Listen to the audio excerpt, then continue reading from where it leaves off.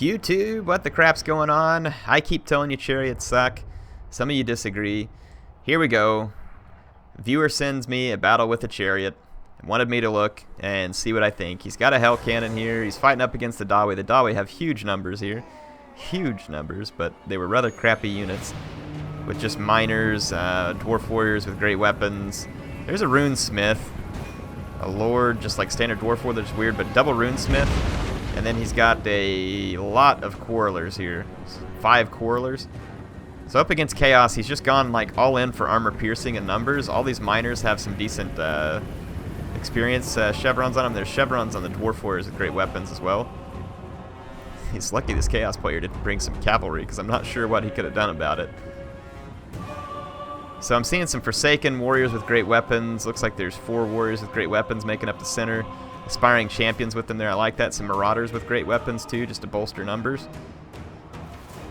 Warriors, Forsaken. I like the Forsaken on the flank. He's got the Feral Manticore and the Chaos Lord also on the Manticore. The Hell Cannon's firing. I don't know if he's manually targeting or not. These, well, now that they're spreading out, it'll be a little more difficult. The Dwarf player's trying to spaghetti line here as much as you can in Warhammer. And that'll help if the Hell Cannon is not being manually targeted. But the spaghetti line, like I said, Warhammer spaghetti line is not near as bad as Rome 2 or Attila. The Gorebeast chariot is going to like those lines because it's going to really make it difficult for the dwarves to present the mass that they need to stop the chariot. That's a nice hit right there. Didn't get a lot of kills, but it did some pretty decent damage. So the Quarrelers are going to open fire on the Forsaken. That's not a bad target. They're pretty weak to missiles. So the looks like the Forsaken going to pull away from range there. It's good choice. Kind of skirmish away for a moment. These Forsaken get into combat. They'll do okay versus the miners, but I mean you can see here that they're taking a ton of damage. They're actually going to pull out of that fight, it looks like. And here come the chariots. Let's keep an eye on these Gorebeast chariots. These ought to be entertaining. Yeah, these thin lines of Quarrelers are definitely going to be exactly what chariots want. Now the biggest reason why I'm not a huge fan of chariots, they did some help to them in this patch. But they usually require a lot more micromanagement. But I guess when the dwarfs are kind enough to line up in a nice thin line like this and not have anything to counter you, the chariots can be pretty nice. They picked up 30 kills right there against the Quarrelers. And then this is going to be a nice potential attempt here. I thought that that terror effect would have done well there. But instead, it looks like they're going to swoop down on the Dwarf Lord, who's rocking the Fiery Ring of Thori as well. I'm thinking the Chaos units here are going to do very well in combat versus the Dwarfs because it's just warriors. Chariots do a little better in melee, you can see there. They pick up a few kills in melee. Forsaken now going to come in and catch the Quarrelers, so that's fantastic for Chaos. Yeah, the problem with Dwarf Warriors and Miners is that they do succumb to terror. And you can actually see that the Gorebeast chariot here also has fear. So this is pretty risky, bringing these kind of units that succumb to terror, especially when you know that Chaos is kind of a faction that definitely deals in the terror due to their relatively cheap flying lords on Manticores. The chariot here, you can see it's being kept moving, which this is definitely the only prayer you have to make them pay off. He was Forsaken out here, just got hit by the runesmith, but here comes the chariot for the save. So, wow, look at the Gorebeast chariot just ripping through the stunties. I mean, I would imagine this is kind of how you want to see the chariot perform, and the stunties would kind of be an ideal faction to use them against because they don't have anything that can really stop the mass of a chariot. 96 kills, pretty nice. I don't know how much it cost or whether or not it would pay for itself just yet, but we can go play around with one and see if they do any better whenever they're not these thin lines. But see here, when there's no bracing, I mean, they're definitely going to bust through here with a little bit of micromanagement.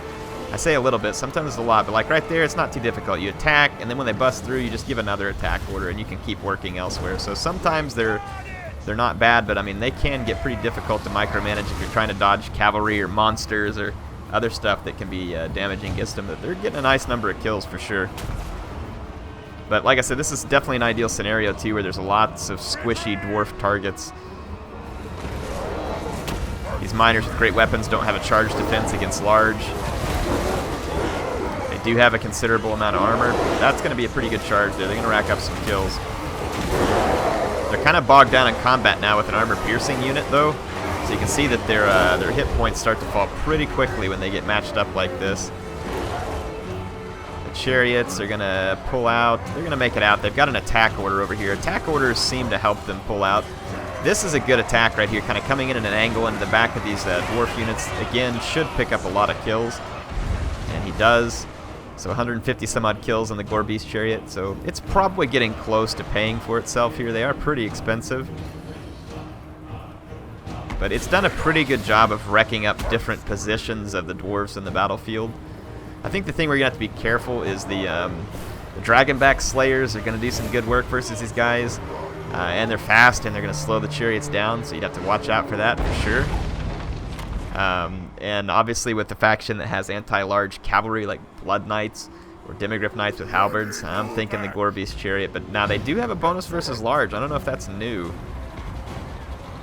Oh, no, it's a bonus versus infantry. My bad, I read it wrong. It's pretty solid bonus versus infantry. And I know that they did some work to try and improve their melee attack effectiveness, like when they're actually in combat. So, yeah, cavalry, anti-large cavalry is going to be the bane of chariots, kind of like it was in Rome 2. So no big surprise there. I think it's just a mop-up operation now for Chaos. Let's get some zoomed-in effects here. Watch the Chaos Warriors down here duking it out with what's left of the stunties. Those aspiring champions look awesome. No arguing with that. I don't know if that's the Dwarf Lord over here or what. But that Manticore was enjoying him a nice bite. Yeah, I think that's either a Runesmith or the Lord. Yeah, it's the Lord. Boys getting hit by 2 Manticores now. Aspiring champions and warriors with great weapons. This does not look like the kind of fight that you want to be a part of.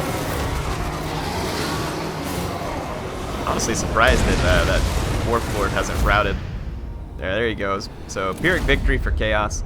The Dwarf Infantry did do a fair amount of damage, but they had huge numbers advantages over Chaos. So Chaos still managed to get a lot of kills with some of their units. These warriors with great weapons, these two doing pretty good. These two just, they were still pretty alive, so they didn't have a ton of kills, but they were doing all right. I like how the Forsaken, like I said, used on the flanks. Use your Manticores for the fear, and then the Gorebeast Chariot did get a considerable number of kills there. Does this change my mind on them? I don't know yet. I mean, I'm not gonna be easily convinced. I don't think that the chariots are all of a sudden like really worth it. Better, I would probably say yes because they patched them to be better. But let's mess around with them. Let's have a little fun. I don't have the right mod on to do this exactly the way I want it, but let's do Gorebeast Chariot. It's only 1,200, so the cost is relatively low. Let's just have a little fun here. I'm going to get an Empire Captain. I'm going to take away all of his abilities so he doesn't do all that much. Let's just plug a few. Again, let's look at best case scenarios, like a couple of lightweight units, because I think that's where the chariots are going to do best. Otherwise, the chariots, they can do better against the heavier units and stuff if they're going to hit them in the back. I just don't think you're probably going to want to go head-to-head, but we'll try it against a heavier unit here in just a second. But let's just try it against similar, somewhat squishy infantry. But the AI usually is going to try harder to be in a blocky formation and to brace. So let's just see what happens. And their Lord very well could disrupt me a little bit here, but sometimes you can take your chariots out in the same direction that they came in, and that'll help you. And if the enemy's about to brace, I can always dodge them and try and come in for a different charge. Yeah. So see there how they're trying to brace? You can always like kind of change your charge at the last second to make the enemy not brace. There I got a clean breakthrough. I can move on. Did a huge amount of damage. Now Flagellants though, 0 armor. I also wonder how quickly these guys get tired. That would be an interesting question. Let's not give a charge order so the AI doesn't know where we're charging to. There we go. Let's get a charge into the flank of these guys. I don't know if I got my speed up just enough. Now see there, I didn't break all the way through, so I'm going to try and pull the chariots out in the same direction they came in rather than trying to pull through. Sometimes you can take a ton of damage, so still fresh at the moment. 28 kills. We've done immense damage on the 2 charges though, like percentage-wise. Try and get another charge here, get enough speed up. Yeah, see, we got our speed up, we got a solid charge. I'm going to pull away in the direction where I see the least enemies to block me. And you can see they are doing immense damage on the charge. The number of kills isn't rocketed up yet, but now that these guys are getting weaker. So against squishy infantry. So like if you're playing campaign, you're up against a lot of squishy infantry, stuff like that. I mean, I definitely don't see these guys being useless. In multiplayer, I think they're just going to be a little bit harder to manage.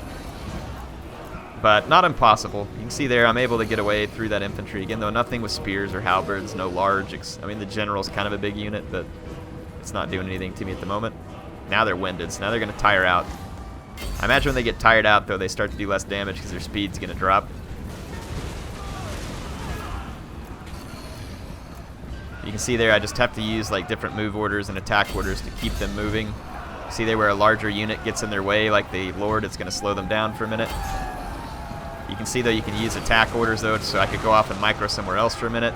And then if there was another unit over here, I could just click an attack order on it. And that's kind of how you'd want to keep these guys rolling. So clearly no problem face rolling light infantry, kind of like we saw in that video with the dwarves.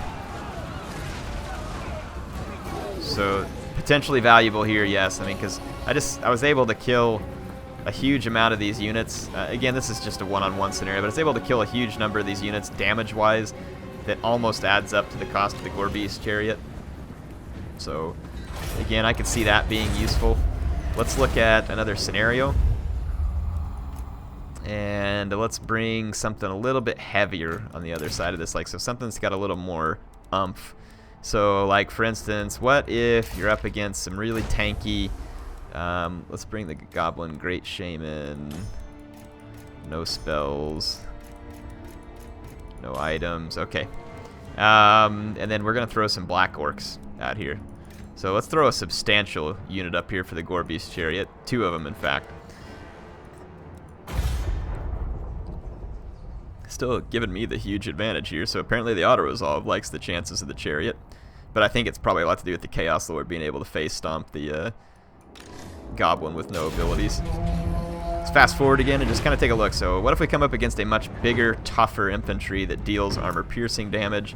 The Gorebeast chariots are a highly armored unit. I'm going to kind of come out here to the flank. Like I said, I don't want the Black Orcs to be able to brace. Come in here and charge. Yeah, did not break through the Black Orcs, and I'm going to have to pull out. Did do a decent amount of damage considering that wasn't the best charge. Let's pull away and actually get a proper charge here.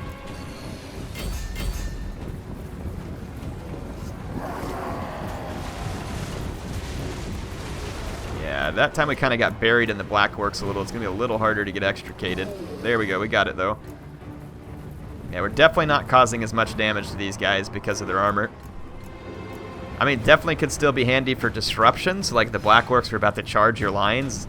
You could punch through them potentially, depending on what's there to protect the Black Orcs. You'd have to watch out for flash bombs from the, or smoke grenades, sorry, from the nasty skulkers. I think that would be a problem. Definitely see that we're causing damage, especially as more goes on, and it's not a bad trade because we're taking very little damage in return, and we're damaging a very expensive unit that costs about the same as what mine does. And again, this would be assuming that you have other units on the battlefield.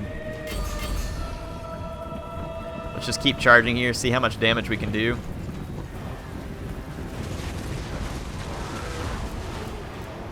Immense damage, actually. So now they're under half. And right there, we're able to pull away. See, we're able to pull away in the direction that we charged in. You just have to be careful about making sure that you don't get your chariots pinned. And again, in a real battle where there's more units strewn out across the battlefield, you can use attack orders to be like less micro-intensive with these Gorebeast chariots, or any chariot for that matter. I'm going to use their momentum and try and pull them straight back out this side, and it worked. So I mean, we're definitely getting our money's worth out of these Gorebeast chariots just in terms of damage.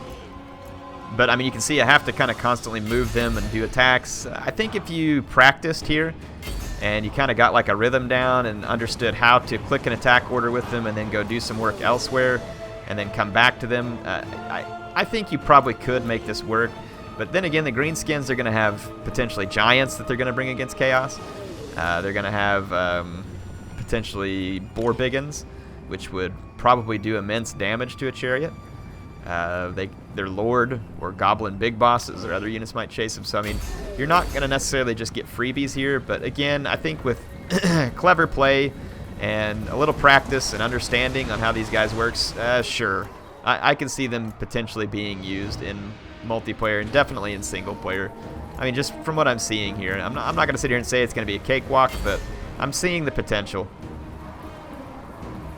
And just their ability to dish this much damage to units that are this expensive and in large numbers with no other support around, definitely speaks to what they could do in a situation where you might have more units to support or distract or other stuff like that. Because I mean, we're going to easily be able to destroy 2 Black Orc units, and that's not a small feat for any unit in this game, to be honest. Black Orcs are tough. Yeah, we got 56 kills on Black Orcs, and we're continuing to do immense damage. Let's lead in some more charges up here. Yeah, it's definitely working out well for us. But if you stayed in combat for very long with these Black Orcs, I'm pretty sure they'd tear you apart because they have the armor piercing. Let's turn around and roll a charge, and I'll get up close footage here to end this. Watch the Gorebeast chariots charging through Black Orcs. Brutal. And if you got a downhill charge, I think it would be very effective. The charge animations seem to do a good job of trying to punch all the way through enemy formation if you kind of just let it go. So see, like right there, I'm not going to immediately try and extricate them. I'm going to wait. Charge kind of completes. We got a good punch through, so it's pretty impressive. And I picked up 2 chevrons on the Gorebeast there, so could be. I haven't tested other chariots in the game, so I don't know how they play out, but I know all chariots did get some changes. I want to say it was like an increase to mass and an improvement in their melee or something like that. But yeah, what do you think? What have you noticed with chariots since they've been patched? Love to hear your thoughts. HeirofCarthage, signing out for now. See you later.